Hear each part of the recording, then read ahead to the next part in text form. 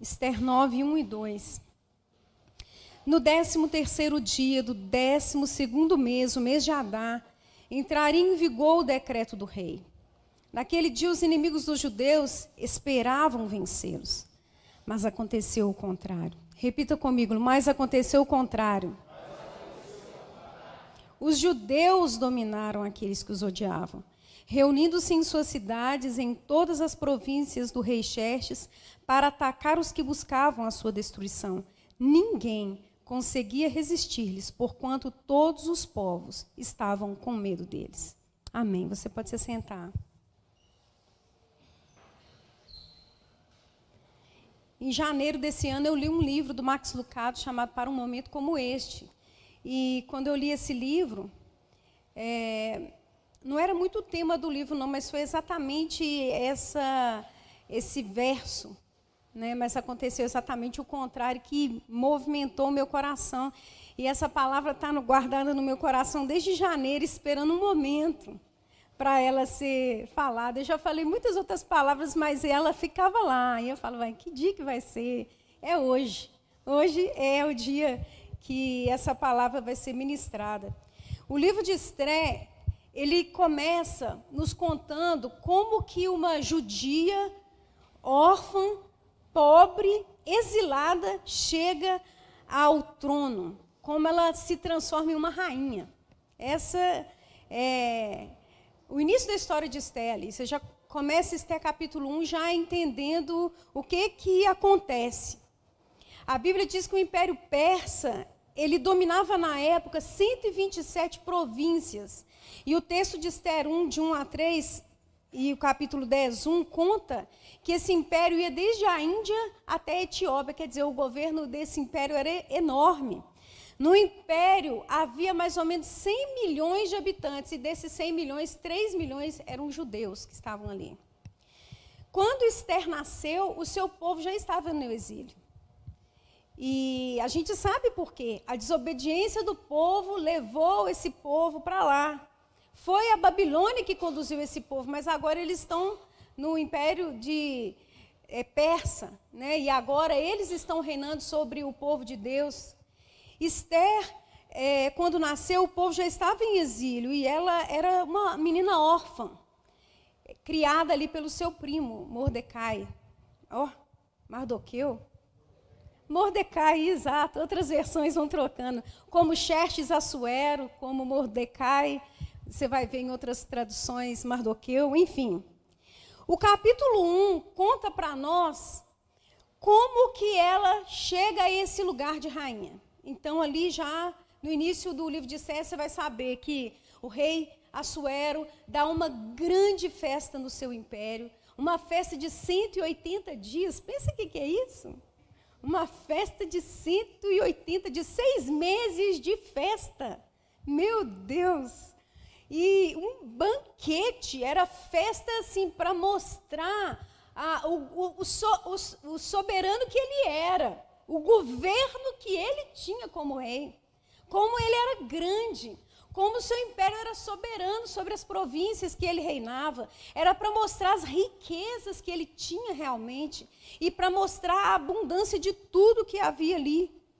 E o capítulo ali, 1, 2, já vai falando para a gente que uma altura ali dessa festa, já bem no fim, quando já está na festa de 7 dias para fechar, esse rei, ele manda convocar a sua rainha para se apresentar nessa festa, diante ali dos nobres, dos príncipes, que ele queria mostrar o quê?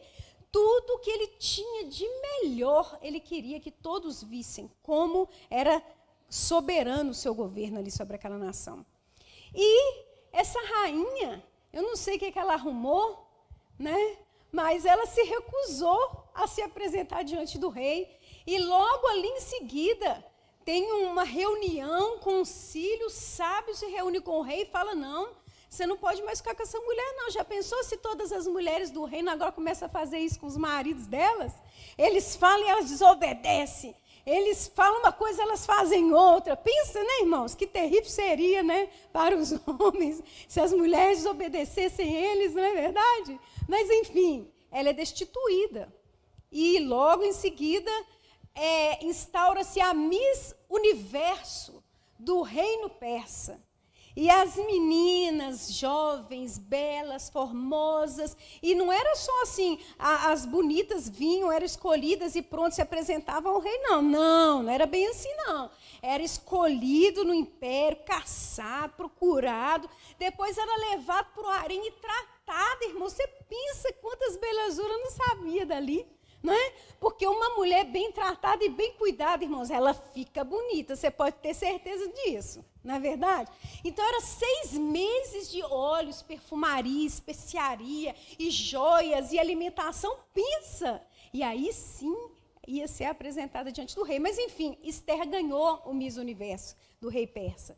E ela foi elevada à posição mais alta que uma mulher poderia ter naquele império, que era o quê? De rainha, não é verdade? Foi assim... se a gente for olhar, eu gosto de ver o livro de Esther como um livro que fala sobre as reviravoltas. Inclusive, o título dessa mensagem é o Deus das Reviravoltas. Repita comigo, o Deus das Reviravoltas. Essa é uma parte do título, porque a segunda parte vai vir na outra metade. O Deus das Reviravoltas. Porque quando você começa a ler o livro de Esther, você vai ver que é uma reviravolta atrás de outra. É só coisas que você não esperavam que vão acontecendo sucessivamente no livro. E essa é uma das primeiras reviravoltas do livro. Uma judia, órfã, pobre, elevada à maior posição que uma mulher poderia ter no império. Porém, a gente sabe que a conselho do seu primo, né, que era como um pai para ela, ela preservou ali de qual nação ela pertencia. Ela não contou. Tudo bem. O capítulo 3 começa falando para a gente que, depois de todos esses acontecimentos, dessa festa de arromba, desse Miss Universo, está lá o rei, um dia, junto com seus oficiais, e ele decide que tem um oficial ali que ele quer promover também a posição mais elevada dentro dos oficiais que ele tinha lá. Olha só que interessante. E esse homem é Amã. Então, o rei, por razões que ele tinha, resolve promover Amã à mais elevada posição dentre os nobres. Dessa forma, a partir daquele dia, aonde aquele homem passava, ele era reconhecido como o mais alto oficial do rei. E os homens se prostravam diante dele, se curvavam, era natural que isso acontecesse. Porém, existe um homem no meio de todos esses homens que não se curva diante desse Amã, e esse homem é Mardoqueu, e a gente sabe porque um judeu não vai se curvar diante de um homem como Deus, não é verdade? E ele não se curvava. Então, os homens começaram a instigar, não, por que esse homem não se curva? Por que ele não aceita a liderança, a posição de Amã? Então, comunicam a Amã que esse homem, ele não se curva diante dele, e Amã decide no seu coração, assim que ele toma conhecimento disso, que esse homem não ia viver, que ele era digno de morte. Mas só que apenas matar Mardoqueu era pouco para ele achou pouco demais eliminar esse homem. Ele queria talvez dar uma lição para todo mundo. Ele vai morrer e vai ficar uma lição para todos os outros que não se curvarem diante de mim. Então ele procura saber sobre a vida desse homem, e nessa busca ele toma conhecimento de que esse homem é dos judeus. E a partir daquele dia ele toma também no seu coração de que esse povo vai ser aniquilado de todo o império. Olha só, quantas posições de elevação, né? Nós estamos falando sobre o soberano Deus, né? Um rei soberano que quer mostrar sua soberania, uma rainha que é elevada por Deus à mais alta posição, agora um oficial que é elevado a uma alta posição e está querendo mostrar para todo mundo que ele manda, não é verdade? Que ele tem poder, enfim. Não bastando isso, ele decide uma coisa: eu vou matar Mardoqueu, eu vou aniquilar todo o seu povo, e já chamou os homens para lançar sortes para saber que dia que isso ia acontecer. Veja como ele se sentia, né? Detentor de honra e autoridade, né? E chamando ali os homens para lançar as sortes e saber qual seria então o dia, porque ele já estava projetando todo um plano. As sortes caem que essa data de extermínio dos judeus seria daí 11 meses. Tudo bem. Amã lança sortes para saber qual que é o dia que o povo de Deus vai ser aniquilado. Amã lança sorte para saber que dia que o povo de Deus vai ser destruído. Amã lançou sortes, mas o que Amã não sabia é que as pessoas tiraram sorte para tomar uma decisão a respeito do povo de Deus, mas que a resposta certa viria dos lábios do Senhor. O que Amã também não sabia é que não seria uma simples sorte que determinaria o destino do povo de Deus, ainda que eles estivessem dentro daquele império. Então, munido de tudo isso, de todas as informações que ele precisava, ele se apresenta ao rei com uma proposta irrecusável. Muito persuasivo, dizendo: rei, existe um povo aqui, dentre todos os povos que estão cativos aqui, que não se sujeita às suas leis, não obedece, não atenta para as suas leis. Olha, eu penso que o rei não deveria tolerar esse tipo de pessoa dentro do seu império, dentro do seu governo. Essas pessoas deveriam ser executadas, ao meu ver. E mais, eu digo para o rei que eu colocarei da minha parte, olha só, 350 toneladas de prata na tesouraria real, para estar à disposição do reino para executar esse trabalho. Olha só, pagando para fazer. Como se o rei precisasse, né? Tipo assim, eu estou pagando para acabar com esse povo. Bem assim. O rei ouviu.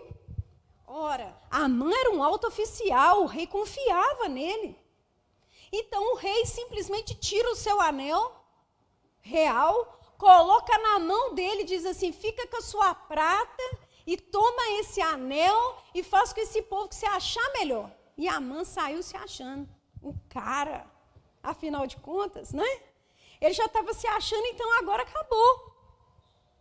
Então ele começa a enviar as cartas aos impérios, a todas as províncias do império, dizendo: olha, na data tal, no dia tal, todo o povo vai ser exterminado. Esther 3,13 conta isso. Ele diz: todos os judeus, jovens, idosos, mulheres e crianças, num único dia, serão exterminados e os seus bens todos saqueados. Agora pensa você, essa notícia se espalhando, chegando nas casas, chegando nas famílias. Que tristeza se abateu sobre todo esse povo, irmãos.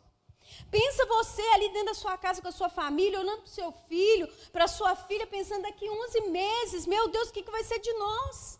Vamos, né, ser mortos. Sem a menor, assim, sem o menor pudor, sem a menor preocupação, vão nos exterminar. Eles têm cartas contra nós. Eles viveram assim, a partir daqueles 11 meses, com um problemão. Mas, sabe, não é um problema de um só, não, é um problema de todo mundo. Porque tem problema, irmão, que a gente vive que é só da gente, mas tem problema que a gente vive que é de todo mundo. Está todo mundo vivendo aquele mesmo problema. E eles passaram, sim, a viver talvez, sim, os problemas que eles tinham no interior das suas casas, mas também viver um grande problema que todo o povo judeu passou a viver naquele dia. Veja você, sabe o que eu aprendo aqui nesse momento? Que a dificuldade bate na porta de todo mundo. Não pense você que é só você que está passando um momento difícil ou que determinadas coisas é só você que vive. Não, a dificuldade bate sim na porta de todas as pessoas. Todo mundo enfrenta problemas. E você quer saber mais de uma coisa? Muitas vezes a vida daqueles homens e daquelas mulheres de Deus está repleta de problemas, você nem imagina, tá? Cheio de dificuldades, cheio de situações difíceis. Muitas vezes você olha e pensa que não, mas você não sabe o que está acontecendo. Muitas vezes o servo de Deus passa por momentos muito difíceis.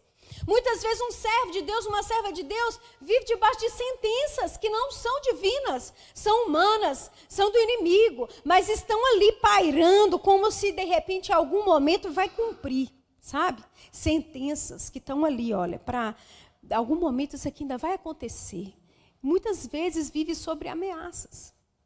Mardoqueu, a Bíblia diz que quando soube disso, a primeira atitude dele foi vestir-se de pano de saco e cinza, rasgar suas roupas, né? Choro, contrição, isso era mesmo para exprimir o que estava ali no seu íntimo. E a Bíblia diz que isso chega ao conhecimento de Esther lá no palácio. E ela procura saber o que está acontecendo ali com ele. E ele manda avisar para ela daquilo que está acontecendo e diz para ela assim, olha, entra na presença do rei, fala para ele do que está acontecendo conosco. E Esther falou, olha, mandou o recado, eu não posso fazer isso não.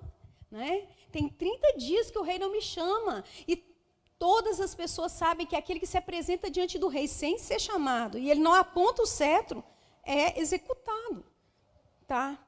Quando Mardoqueu recebeu essa resposta, do tipo assim, posso fazer nada.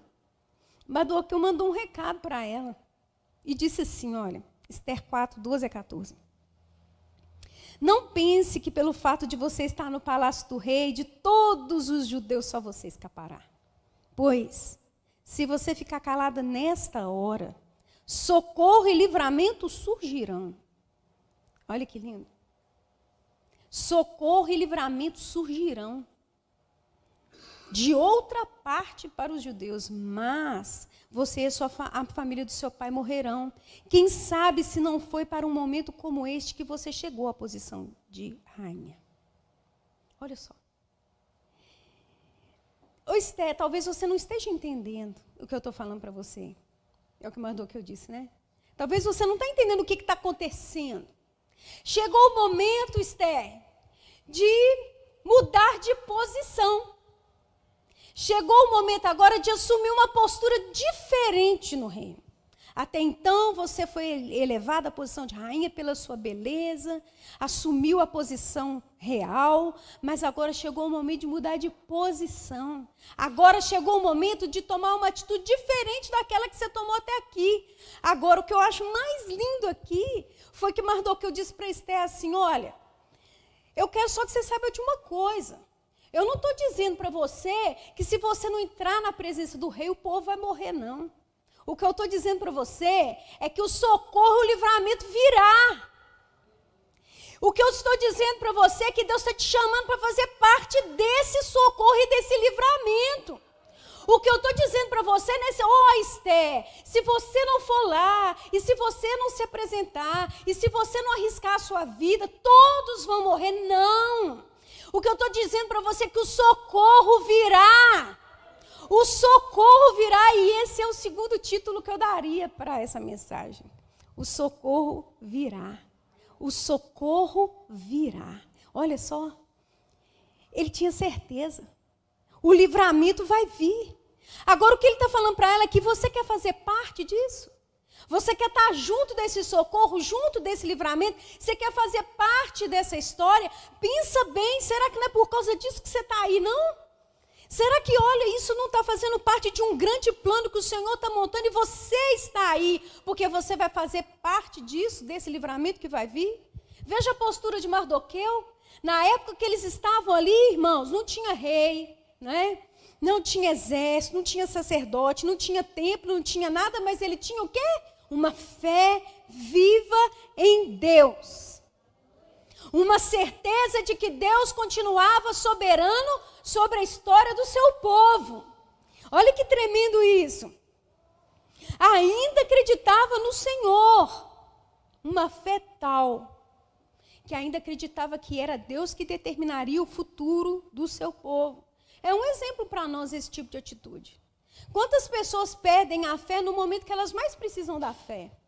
Quantas vezes as pessoas abandonam a fé quando os problemas chegam, que é a hora de pôr a fé em ação, que é a hora de fazer valer a palavra de Deus? Poxa, agora é a hora de provar. Provar e ver de que o Senhor é bom, bem-aventurado o homem que nele confia. É agora a hora do exercício, agora é a hora da parte prática, na hora de chegar na hora do estágio, a pessoa abandona a fé porque não acredita que a fé é capaz de tirar ou livrar daquela situação que está vivendo.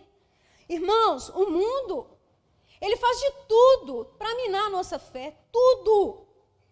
Nos distrai, rouba o nosso tempo, o tempo inteiro bate na nossa fé, para fazer com que a nossa fé seja desacreditada, para fazer com que a nossa fé seja diminuída, para fazer que a nossa fé deixe de existir, porque só existe uma coisa que nos mantém em pé diante da presença de Deus, é a nossa fé em Deus. E essa é a vitória que vence o mundo, o quê? A nossa fé. Por isso a sua fé é tão atacada, porque essa é a vitória que vence o mundo, é a nossa fé. É Deus mandando abrir um mar e você acreditando que o mar vai abrir. É a fé.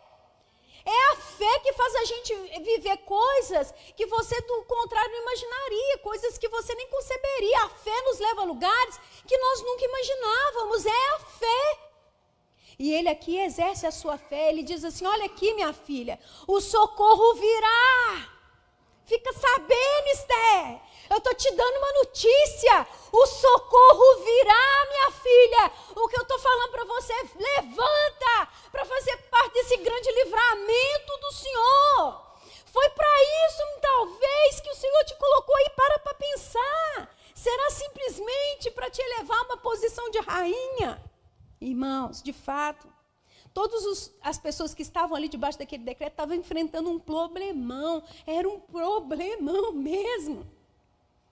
Não era um problema desses assim que a gente já sabe. Era um problemão, daqueles com P maiúsculo, problemão que eles estavam enfrentando. Mas os nossos problemas são problemas para nós, não são problemas para Deus. Para pensar nisso. Os nossos problemas só são problemas para nós, não são problemas para Deus. Deus nunca foi intimidado, diminuído, acovardado, estonteado. Por causa de uma dificuldade nossa, não, nunca. Por nenhuma das nossas dificuldades, Deus deixou o seu lugar soberano sobre a terra, sobre os céus. Ele é Senhor, o seu nome está elevado à maior altura. Nossas dificuldades não mudam nada, Deus está para os nossos problemas como o furacão está para o mosquito. Não tem nem comparação. Não tem jeito nem de pensar. Jesus disse, nesse mundo vocês vão ter aflições. Tenham ânimo. Eu venci o mundo. Palavras de Jesus. O nosso próprio Senhor reafirmou como seria difícil viver nesse mundo, mas não seria impossível. Ele venceu. E nós vencemos junto com Ele. Continuamos vencendo junto com Ele a cada dia. Essa é a vitória da cruz. Irmãos, o apóstolo Paulo diz, de fato, nos sentimos debaixo de sentença de morte. Todavia era para que não confiássemos em nós mesmos, mas em Deus que ressuscita os mortos. Tudo isso é para que a gente colocasse a nossa fé no lugar certo. Certeiro, não é para você confiar em você, no seu poder, no seu governo, no quanto que você tem, que você deixou de ter, o conhecimento que você tem, aonde você vai ou deixou de ir, é para você confiar em Deus, que é Ele que ressuscita mortos. É isso. A jornada pode ter aguaceiro, chuvarada, rio, fogo, tudo mais. Mas quando você passar pelas águas, eu estarei contigo. Quando passar pelos rios, não te submergirão. E quando passar pelo fogo, não te queimará, nem chama te consumirá. Isaías 43, 2. O socorro está a caminho. Repita comigo, o socorro está a caminho. A reviravolta está a caminho. Porque o nosso Deus é um Deus de reviravoltas. Hoje pode ser uma coisa e amanhã, meu irmão, pode ser outra completamente diferente. Porque o nosso Deus é o Deus das reviravoltas. O socorro está a caminho, diz Mardoqueu a Esther. Sabe? Ele disse, vá. E aí, quando ele falou, né? O socorro está a caminho. Tudo bem, você não quer ir lá? Beleza. O socorro está a caminho, minha filha, né? Aí ela respondeu para ele. Esther 4,16. Vá reunir todos os judeus que estão em Suzã. A Esther falando. E jejuem em meu favor. Não comam nem bebam durante 3 dias e 3 noites. Eu e as minhas criadas jejuaremos também. Até o harém entrou em jejum. Depois disso irei ao rei, ainda que seja contra a lei. Se eu tiver de morrer, morrerei. Meu Deus. Olha aqui, né? As confissões de fé mais bonitas surgem nessa zona. Olha aqui. Temos outra reviravolta aqui na principal personagem da história, na vida de Esther. Outra reviravolta. A primeira foi deixar aquele lugar de uma simples órfã para a posição de rainha. Agora, a Esther modificou. A Esther agora uniu a sua fé à autoridade de rainha. Olha só, assumiu o papel de líder do seu povo dentro daquele reino. Poxa vida, eu estou aqui como líder do meu povo dentro desse reino. A rainha passiva, agora a passividade transformou-se em determinação. Aquela bela rainha se transformou agora numa bela mulher de Deus, decidida a liderar o seu povo no momento da crise. Isso é que é beleza e formosura, hein? Para colocar qualquer debaixo do sapato. Isso é que é a beleza que aflora, é você levantar com essa fé, essa ousadia no momento da maior dificuldade. Quando todo mundo está desacreditando e você se levanta ali, para reinar, para governar, para assumir o seu lugar. Quanta beleza de Deus se manifestou na vida daquela menina naquele momento. O que aconteceu com ela?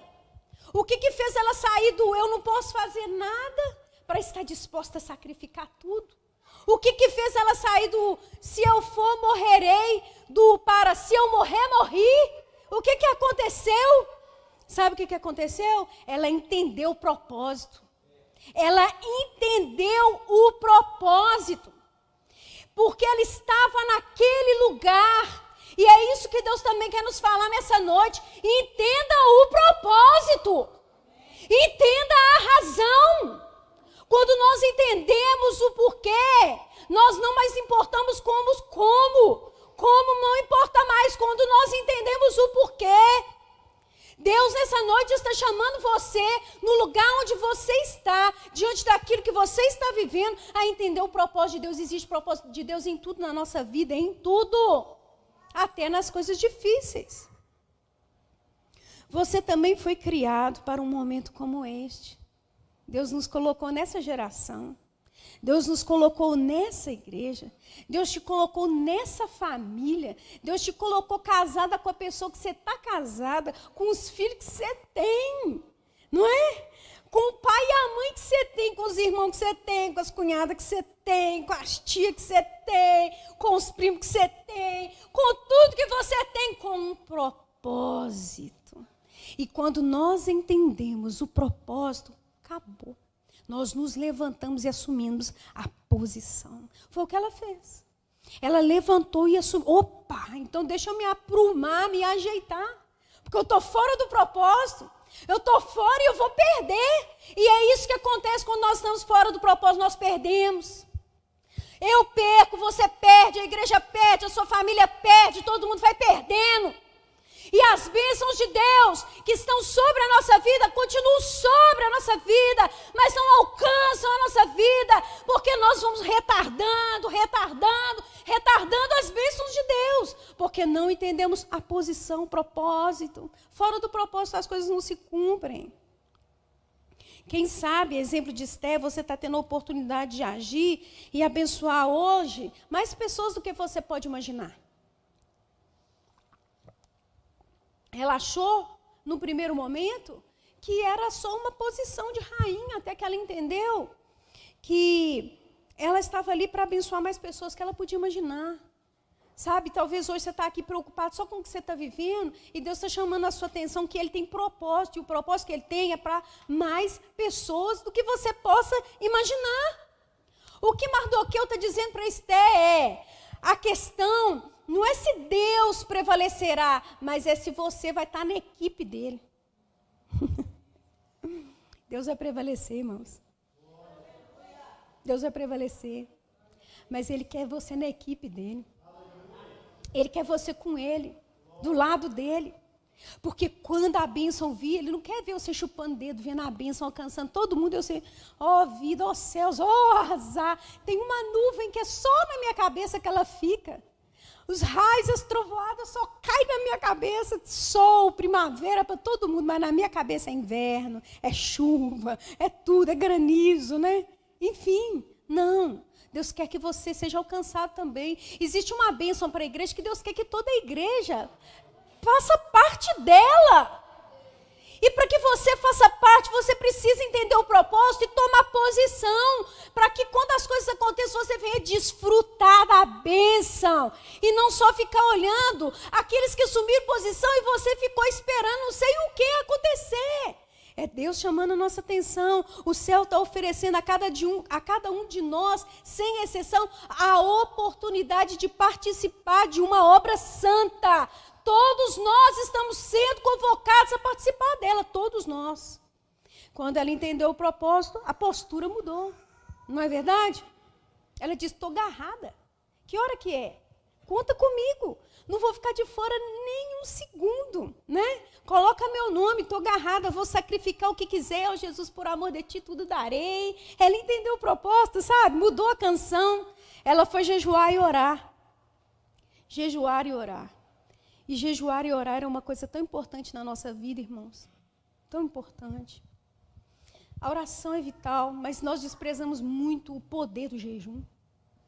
Como o jejum tem o poder de nos disciplinar, como o jejum tem o poder de nos amoldar, como o jejum tem, sabe, é você sacrificar a sua carne para que o Espírito tenha, sabe, uma fluência maior na sua vida, como nós negligenciamos. Ela foi jejuar e orar. Sabe por quê? Ela tinha que se apresentar diante de um rei. 2 salas, 2 tronos.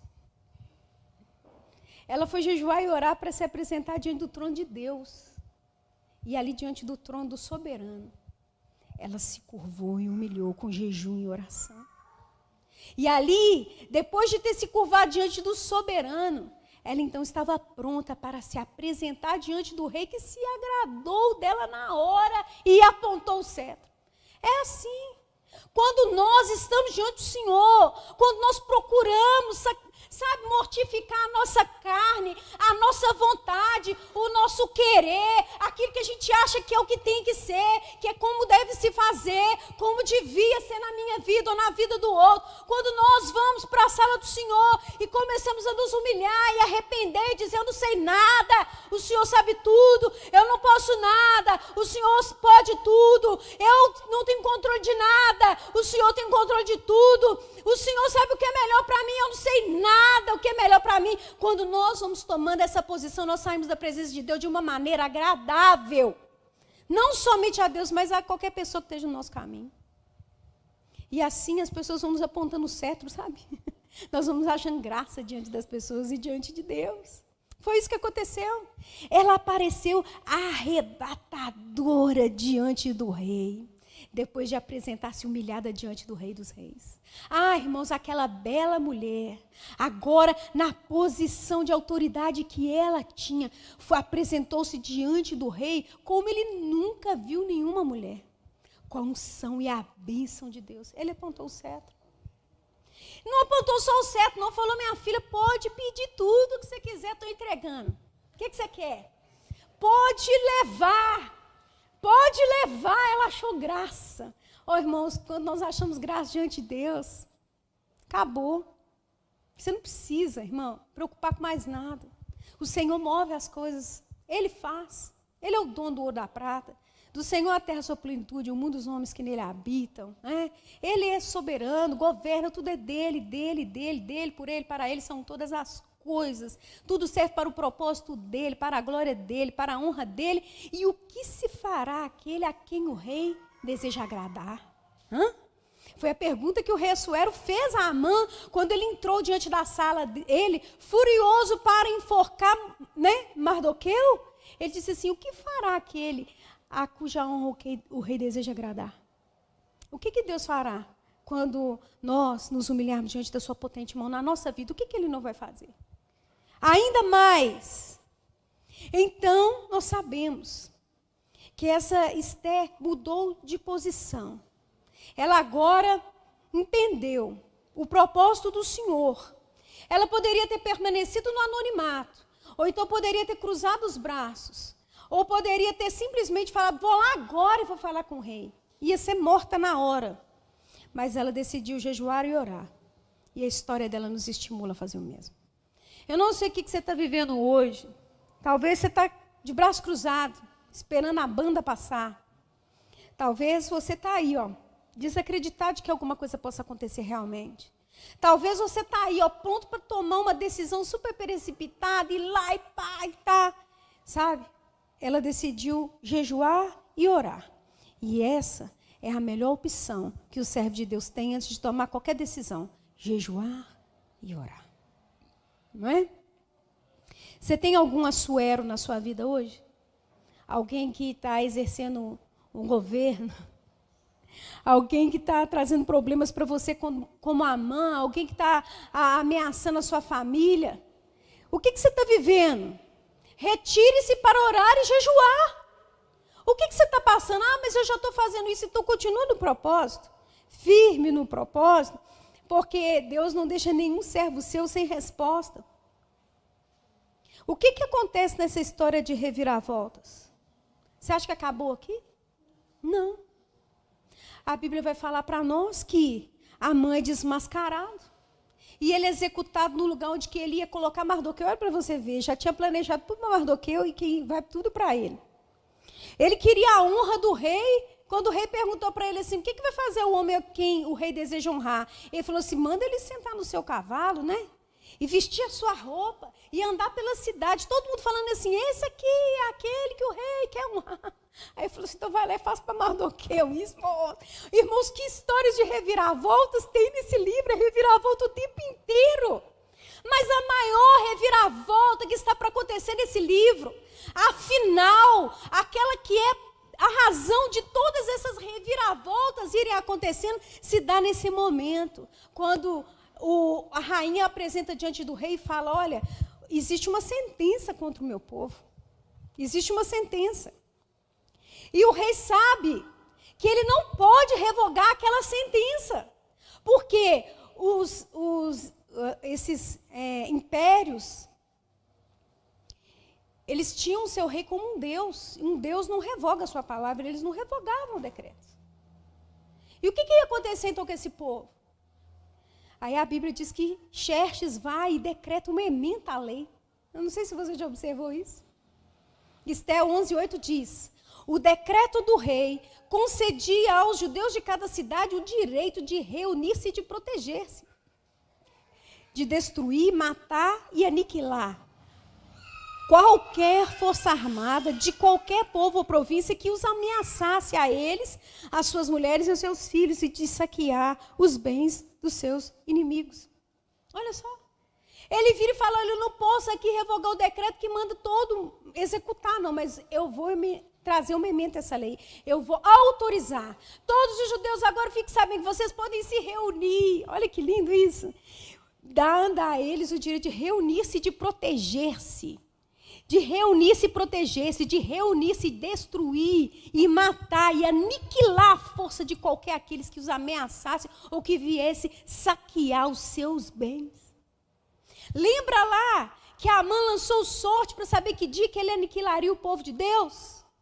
O que ele não sabia é que o futuro de Deus estava na mão do seu Senhor. O futuro do povo de Deus estava na mão do seu Senhor, ele não sabia disso. E olha só que tremendo, no 13º dia do 2º mês, o mês de Adar, entraria em vigor o decreto do rei. Naquele dia, os inimigos dos judeus esperavam vencê-los, mas aconteceu o contrário. Olha a reviravolta. Os judeus dominaram aqueles que os odiavam, reunindo-se em cidades em todas as províncias do rei para atacar os que buscavam a sua destruição. Ninguém conseguia resistir-lhes, porquanto todos os povos estavam com medo deles. Olha que tremendo. Já tinha espalhado por tudo quanto era lugar que eles iam ser aniquilados, mas agora, de repente, o que aconteceu com esse povo que estava sob ameaça, que estava amedrontado? Agora esse povo se levantou e dominou aqueles que os odiavam. Agora eles atacavam. Agora esse povo tinha o respeito dos outros, porque a Bíblia vai dizer assim que os povos agora estavam com medo desse, estavam com medo. Irmãos, veja como Deus deu uma reviravolta na história desse povo.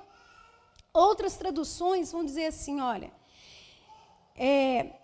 mas aconteceu o contrário. Outra tradução diz assim, aconteceu exatamente o oposto. Outra tradução diz assim, houve uma reviravolta. Outra tradução diz assim, o plano virou do avesso. Outra tradução diz, acabou acontecendo o contrário. Mas todas essas traduções querem resumir isso a uma palavra só. Deus é o Deus das reviravoltas. E o futuro do seu povo, o futuro do servo de Deus, não está à sorte, não está ao acaso, como muitas pessoas têm a sua vida. Eu não tenho sorte, né? O outro tem uma sorte melhor do que eu. Não me foi dada essa sorte, eu levo a sua vida como sorte ou azar. Não. A vida do servo de Deus e da serva de Deus está nas mãos do seu Senhor, e o seu Deus é o Deus das reviravoltas. Para que isso aconteça na sua vida, basta que você creia. É fé. O que Mardoqueu teve foi fé.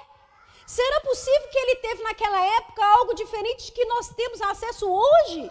Tendo nós o Espírito de Deus agindo em nossas vidas e operando em nosso meio, será que nós temos menos do que eles tinham naquele tempo?